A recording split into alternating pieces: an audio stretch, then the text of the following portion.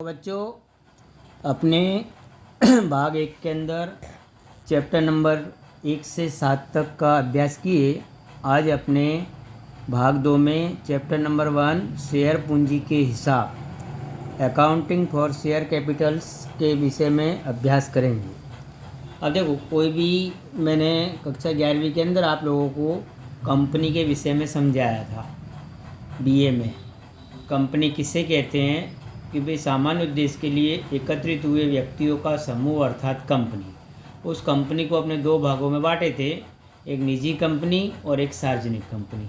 निजी कंपनी यानी private limited company और सार्वजनिक कंपनी यानी लिमिटेड कंपनी।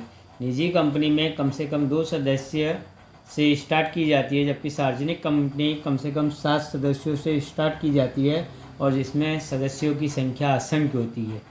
वह कंपनी अपनी पूंजी एकत्रित करने के लिए विशाल प्रमाण में पूंजी को उसको एकत्रित करती है और इस प्रकार की पूंजी शेयर पूंजी द्वारा एकत्रित करती है। शेयर 2 प्रकार के कंपनी प्रकाशित करती है, एक इक्विटी शेयर और एक प्रेफरेंस शेयर। अब कंपनी जो पूंजी अपना कोष है उसको पूरे छोटे छोटे भागों में विभाजित करती है, उस विभाजित पूंजी को हम शेयर कहते हैं। अब शेयर द्वारा जब कंपनी पूंजी एकत्रित करती है, ऐसे समय पर उस पूंजी को अपने अलग अलग भागों में विभाजित करते हैं, जैसे कि अधिकृत पूंजी, प्रकाशित पूंजी, पार्थिव पूंजी, मांगी गई पूंजी और भरपाई पूंजी। अधिकृत पूंजी यानी कंपनी अपने आयुष्काल के दरमियान कुल कितना पूंजी कोष एकत्रित करेगी उसको अपने अधिकृत पूंजी कहते हैं और उसमें से आम जनता के लिए जो प्रकाशित करती है उस पूंजी को अपने प्रकाशित पूंजी कहते हैं। उसी प्रकार कंपनी को उसके आयुष्काल दरमियान जितने शेयर के लिए आवेदन पत्र प्राप्त हो उसको पार्थिव पूंजी कहते हैं और कंपनी शुरुआत के वर्षों में यानी प्रारंभ में जितनी पूंजी मंगवाए उसको मांगी गई पूंजी कहते हैं और उसमें से जो भरपाई हो उसको भरपाई पूंजी कहते हैं। इस प्रकार पूंजी को अपने अलग अलग विभागों में डिवाइड करते हैं। कंपनी अपनी पूंजी जब मंगवाती है ऐसे समय पे आपको एक और ध्यान में देना है बच्चों। देखो कि भाई शेयर प्रीमियम किसे कहते हैं, शेयर वटाव किसे कहते हैं और शेयर जब्ती किसे कहते हैं। यानी कंपनी ऐसे तो दार्शनिक कीमत से शेयरों को प्रकाशित करती है, परंतु जब यदि कंपनी की साख या मर्यादा खूब अच्छी हो ऐसे समय पर कंपनी शेयर की अधिक कीमत लेकर शेयरों को प्रकाशित करती है, जिसको अपने शेयर प्रीमियम कहते हैं। और कंपनी दार्शनिक कीमत से यदि कम कीमत पर अंशों को प्रकाशित करे तो ऐसे समय उसको अपने शेयर वटाव कहते हैं। कभी कभी कोई भी अंशधारी ने अंश धारण किए हो परंतु अंशों की संपूर्ण रकम भरपाई न की हो, ऐसे समय पर कंपनी उसके अंशों को जब्त कर लेती है, उसे अंश जब्ती कहते हैं। अब देखो बच्चों, थियरी के रूप में यहाँ कुछ आपको कोर्स में से निकाल दिया है, उसको आपको ध्यान में नहीं लेना। आज से अपने सवालों की भी गणना करेंगे। यहाँ अपने सवाल नंबर 5 पे आज शुरुआत करते हैं कि भाई शेयर पूंजी के अंदर सवाल नंबर 5 में क्या क्या दिया है उसको ध्यान में लेना है आपको। अब देखो सवाल नंबर 5 दिया है, नडियाद वैद लिमिटेड कंपनी ने 10 रुपये के एक ऐसे 7,50,000 इक्विटी शेयर निम्नलिखित शर्तों पर प्रकाशित किए। आवेदन के समय प्रति शेयर 3 रुपये, आवंटन के समय 4 रुपये, प्रथम और अंतिम मांग के समय प्रति शेयर 3 रुपये। कंपनी को 7,50,000 अंश के लिए आवेदन पत्र मिले जो सभी स्वीकार किए गए। आवंटन के समय की तथा मांग के समय की लेनी रकम योग्य समय पर मंगवाई गई और जो संपूर्ण रूप से प्राप्त हो गई। कंपनी की बही में उपयुक्त व्यवहारों की प्रविष्टियाँ लिखो। यहाँ आपको रोजनामचा तैयार करना है और प्रविष्टियों को लिखना है। कक्षा 11वीं के अंदर नामक के अंदर अपने रोजनामचा तैयार करते थे, उसी प्रकार का रोजनामचा यहाँ बनाएंगे। तारीख, विवरण, खाता बही, पृष्ठ संख्या नंबर, उधार रकम और जमा रकम, 5 कॉलम आपको तैयार करने हैं। यहाँ मैंने कॉलम तैयार नहीं किए परंतु सवाल किस प्रकार एंट्री करनी है उसके बारे में मैंने बताया है। अब देखो बच्चों, 10 रुपये का एक ऐसे 7,50,000 इक्विटी शेयर प्रकाशित किए और अर्जियाँ भी 7,50,000 मिली। अब आवेदन के समय 3 रुपये मंगवाए तो 7,50,000 गुणे 3 यानी 22,50,000 से पहली एंट्री करेंगे। बैंक खाता उधार 22,50,000, इक्विटी शेयर आवेदन खाता से 22,50,000। यहाँ आपको एक विवरण भी लिखना है कि 7,50,000 पर शेयर पर प्रति शेयर 3 रुपये के हिसाब से आवेदन की राशि मिली, ऐसा एक छोटा सा विवरण भी आपको लिखना है।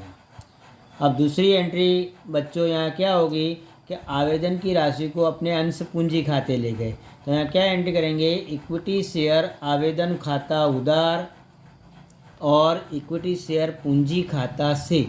अब देखो बच्चों, एक ध्यान देना है यहाँ आपको कि इक्विटी शेयर आवेदन खाता उधार इक्विटी शेयर पूंजी खाता से, यहाँ आपको 22,50,000 की एंट्री करनी है। एक मिनट, 22,50,000 और यहाँ भी 22,50,000 की ही एंट्री करनी है। यहाँ आपने पहली एंट्री जितनी रकम की हो उतनी एंट्री दूसरी रकम से भी आपको बतानी है। अब आवंटन के समय 4 रुपये मंगवाए थे कंपनी ने, तो 7,50,000 गुणे 4 के हिसाब से 30 लाख रुपए की एंट्री करेंगे। इक्विटी शेयर आवंटन खाता उधार इक्विटी शेयर पूंजी खाता से 30 लाख।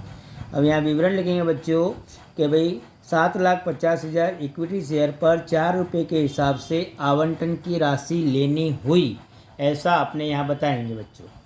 फिर देखो, अब रकम मंगवाएंगे तो बैंक खाता उधार 30 लाख इक्विटी शेयर आवंटन खाता से 30 लाख, और यहाँ भी अपने विवरण लिखेंगे कि आवंटन की राशि प्राप्त हुई, ऐसा विवरण लिखेंगे। उसके बाद अंतिम मांग के समय भी 3 रुपये मंगवाए थे, तो अपने क्या एंट्री करेंगे, इक्विटी शेयर अंतिम मांग खाता उधार 22,50,000 इक्विटी शेयर पूंजी खाता से 22,50,000, और यहाँ विवरण लिखेंगे 7,50,000 इक्विटी शेयर पर प्रति शेयर 3 रुपये के हिसाब से अंतिम मांग की रकम लेनी हुई। प्रथम और अंतिम मांग एक साथ में मंगवा ले बच्चों, तो यहाँ साथ में ही एंट्री करने की। उसके बाद छठी और लास्ट एंट्री, बैंक खाता उधार इक्विटी शेयर प्रथम एवं अंतिम मांग खाता से, और विवरण में प्रथम और अंतिम मांग की रकम प्राप्त हुई, ऐसा अपने इस सवाल के अंदर करेंगे। और इसको अपने नीचे टोटल भी करना है, रोजनामचा में जैसे आप लोग करते थे उसी प्रकार का योग करके यहाँ दर्शाना है। अब देखो बच्चों, यहाँ अपने छठा सवाल की गणना किए थे, अब पाँचवें सवाल की। अब छठा सवाल मैं पढ़ता हूँ एक बार, आप लोग भी अपने बुक में देखोगे। जानो फ्रेश हो फिर से। हिम्मतनगर की मेवाड़ा लिमिटेड की अधिकृत पूंजी 10 रुपये का एक ऐसे 4 लाख इक्विटी शेयरों में विभाजित है।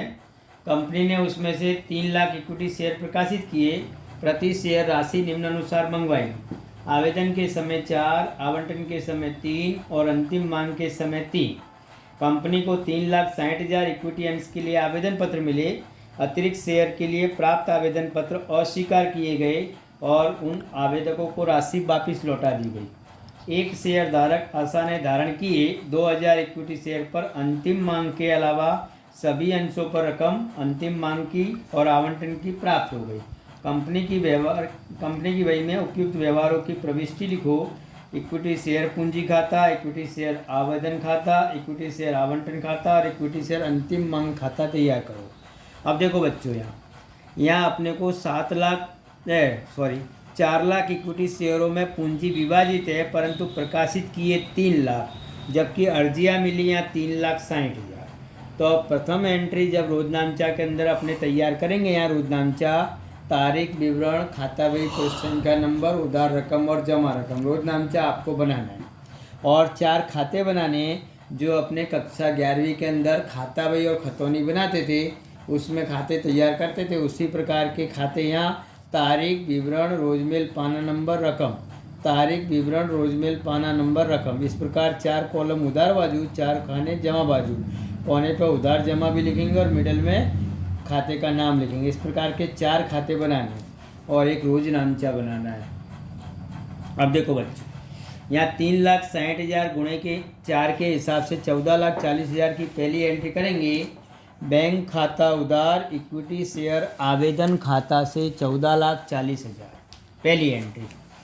उसके बाद यहाँ विवरण लिखेंगे नीचे कि 3,60,000 अंशों पर प्रति अंश 4 रुपये के हिसाब से आवेदन की राशि प्राप्त हुई, ऐसा विवरण भी लिखेंगे।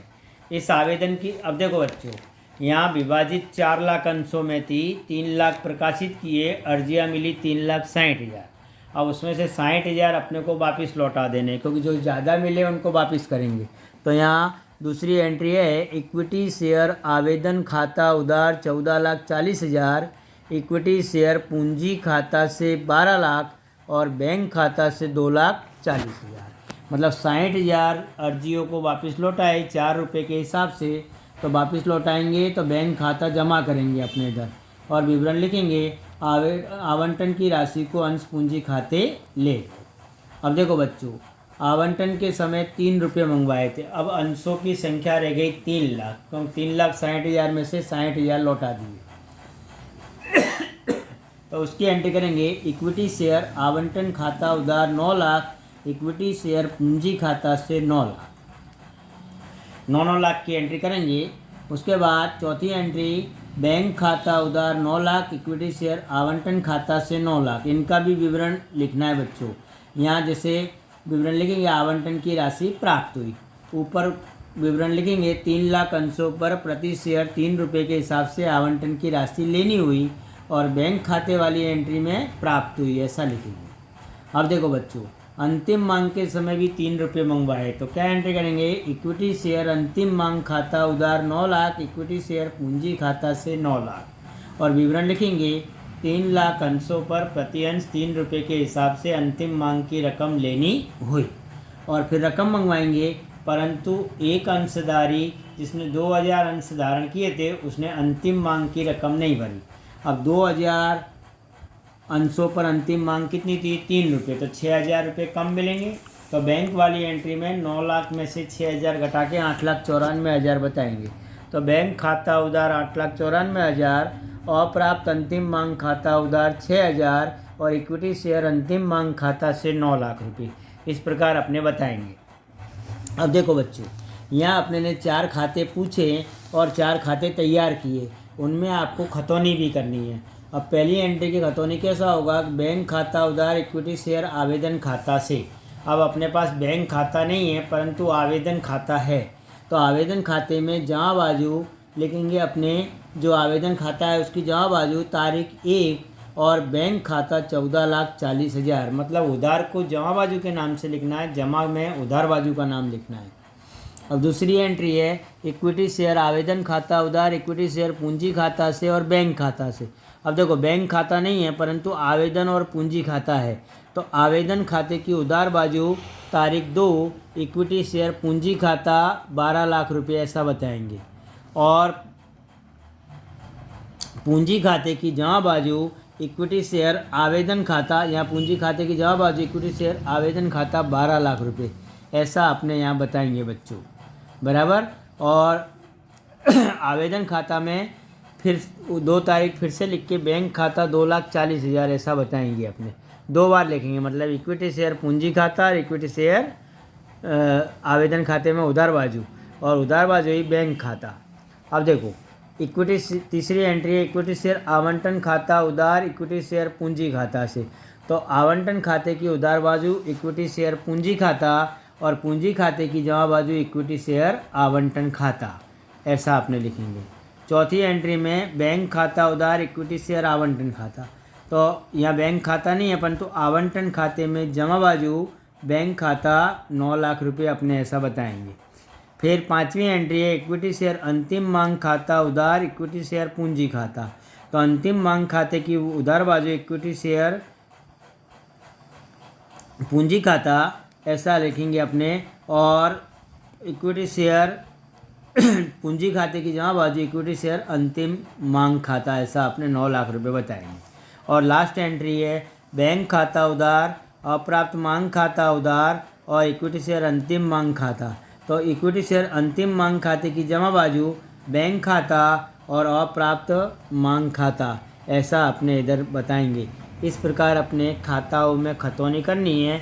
11वीं के अनुसार आपने जैसी खतौनी की थी, उधार खाते में जमा बाजू खाते का नाम, जमा खाते में उधार बाजू खाते का नाम, इतना ही आपको बताना है।